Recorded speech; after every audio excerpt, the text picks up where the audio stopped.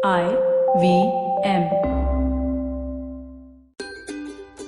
मैं हूं शिफा माइत्रा और स्वागत है आपका स्माइल इंडिया पे, वो पॉडकास्ट जहां आपको सिर्फ अच्छी खबरें मिलती हैं देश के हर क्षेत्र से। कुछ बातें हमारे बस के बाहर हैं, पर उनका सामना कैसे किया जाए वो तो हमेशा हम पे ही निर्भर है। चलिए कुछ शुभ समाचार सुनते हैं। भारतीय वायुसेना में लड़ाकू विमान चलाने का सपना बहुत से बच्चे देखते हैं, कुछ ही पूरे कर पाते हैं। और जब एक चाय बेचने वाली की बेटी अपना ये सपना सच कर पाए तो उसकी हिम्मत और हौसले की तारीफ तो बनती है ना। मध्य प्रदेश के नीमच जिले में पली बड़ी आंचल गंगवाल अपने घर के हालात जानती थी, पर फिर भी उसके देश प्रेम की भावना उसे रातों को सोने नहीं देती थी। जब उसने देखा कैसे केदारनाथ में बाढ़ के दौरान वायुसेना ने लोगों को बचाया, उसका निर्णय और पुख्ता बन गया। मेहनती पिता ने उधार लेकर उसकी पढ़ाई पूरी करवाई और आज पूरे राज्य को गर्व है अपने आंचल पे। अब जानते हैं कैसे देश भर में लोग व्यवसाय नई चीजों का आविष्कार कर रहे हैं जिससे स्वास्थ्य योद्धा सुरक्षित रह पाए महामारी के इस दौर में।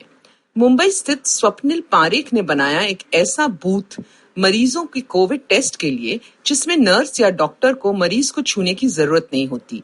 वैक्यूम के कारण मरीज को भी दूसरे मरीजों से बीमारी लगने की चिंता कम हो जाती है। दिल्ली में IIT के कुछ छात्र बना रहे हैं एंटीबैक्टीरियल सूती कपड़ा जिससे PPE सूट्स बन सकते हैं। इन्हें पहनकर स्वास्थ्य कर्मचारियों को सुरक्षा ज्यादा मिलेगी और गर्मी कम लगेगी। मुंबई स्थित आदर्श के ने बनाया एक डिजिटल स्टेथोस्कोप जिससे डॉक्टर ब्लूटूथ के द्वारा दूर से ही पेशेंट को चेक कर पाएंगे। अब जो हमारा ध्यान रखते हैं उनकी सुरक्षा के लिए ये कदम तो जरूरी है ना। एक दिलचस्प खबर आई है ओडिशा से। यहाँ गजपति जिले की SP हैं सारा शर्मा। उन्होंने चार्ज लिया और महामारी की राहत में जुट गई। फिर थोड़ा वक्त मिला तो जिले के दूर दराज इलाकों का मुआयना करने निकल पड़ी। पुलिस में आने से पहले वो पढ़ाती थी, वकालत सिखाती थी छत्तीसगढ़ में। अब वो बड़ी मुश्किल से पहुंची सिंधपुर गांव में जिसमें सिर्फ 120 लोग रहते हैं। उनकी हालत देखकर वो चौंक गई। सरकार को चिट्ठी लिखकर वो सड़क तो बनवा सकती थी, पर उन लोगों को और भी मदद की जरूरत थी। घर आकर उसने अपने कुछ पुराने छात्रों से भी बात की और निर्णय लिया। सारा और उनके 2 मित्रों ने गांव अपना लिया और अपने निजी खर्च से अब वो सिंधीपुर के हर निवासी का जीवन कुछ बेहतर बनाएंगी। ये हुई ना बात। हम सब की तरफ से सारा शर्मा को इस नेक कार्य के लिए ढेर सारी शुभकामनाएं। अब भी देश के बहुत से शहरों में लॉकडाउन है और मुंबई उनमें से एक है। लोग घरों में हैं और क्योंकि रास्ते पे भी ट्रैफिक कम है, आसपास की सारी आवाजें साफ सुनाई देती हैं। ऐसी एक शाम थी जब एक हाउसिंग कॉम्प्लेक्स में लोगों को किसी के गाने की आवाज आई। आवाज जानी पहचानी थी और लोग अपनी अपनी खिड़कियों से झांकने लगे। सामने अपनी बालकनी में गिटार लिए गा रही थी मशहूर गायिका फाल्गुनी पाठक। उन्होंने लोगों को इशारा किया और वो उसके साथ अपने अपने घरों से गाने लगे। सिलसिला चलता रहा और फरमाइशें पूरी भी हुई।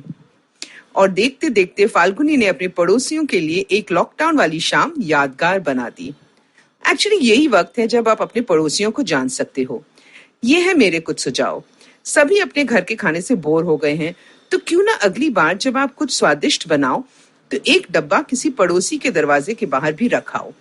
फिर वो भी ऐसा करेंगे और सोचो कितना कुछ खाने का मौका मिलेगा। एक और तरीका जिसके बारे में पता चला, बिल्डिंग में WhatsApp ग्रुप्स तो होते हैं, तो क्यों ना आप अपने हुनर औरों से बांटें और उनसे कुछ सीखें वीडियो कॉल्स पे। कोई योगा सिखा सकता है तो कोई बच्चों को गाना, कोई कुकिंग क्लास ले सकता है तो कोई कानून के दांव पेच समझा सकता है। या फिर जैसे कि काफी सोसाइटीज में हो रहा है, अपने अपने फोन से लोग आपस में लूडो या हाउसी खेल रहे हैं। जो भी करो घर से करो, बस एक दूसरे के यहाँ आना जाना मत। अगर आपको ये पॉडकास्ट पसंद आया तो और दिलचस्प पॉडकास्ट सुनना न भूलें IVM नेटवर्क पे। आप हमें सुन सकते हैं IVM पॉडकास्ट ऐप पे या ivmpodcast.com पे। आप हमें सोशल मीडिया पे भी फॉलो कर सकते हैं। हम @IVM पॉडकास्ट हैं ट्विटर और इंस्टाग्राम पे। और अगर आप मुझसे बात करना चाहते हैं तो मेरा हैंडल है @शिफा माइत्रा इंस्टाग्राम और ट्विटर पे। मैं आपसे जल्द मिलूंगी, तब तक हंसते रहो और हंसाते रहो। I hope you enjoyed that show. I'd like to thank our sponsors this week, Paytm Money and Intel.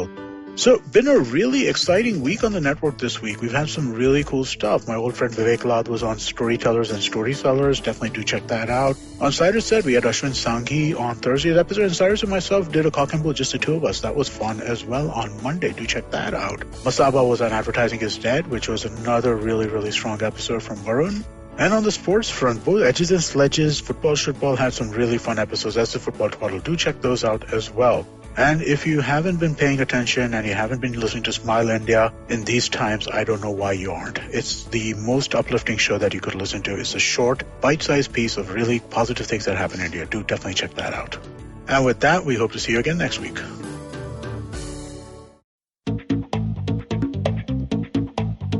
Advertising is dead. Yep, you heard me right. Advertising is dead. We're all in the content business now. Let's not call it news, TV, radio, etc., etc. It's all content, and we're in the middle of this weirdly exciting phase where all the borders and lines that have been drawn over decades has been swept away by this lovely thing called the internet. We're a show where we don't dwell on just the stuff that is now, but rather the wider stuff about advertising, media, content, and the whole goddamn circus surrounding it. Tune in every Tuesday for our weekly unboxing of the mystery box we used to call advertising. I'm Varun Dugirala, co-founder and content chief at The Glitch, and this is my new podcast, Advertising is Dead.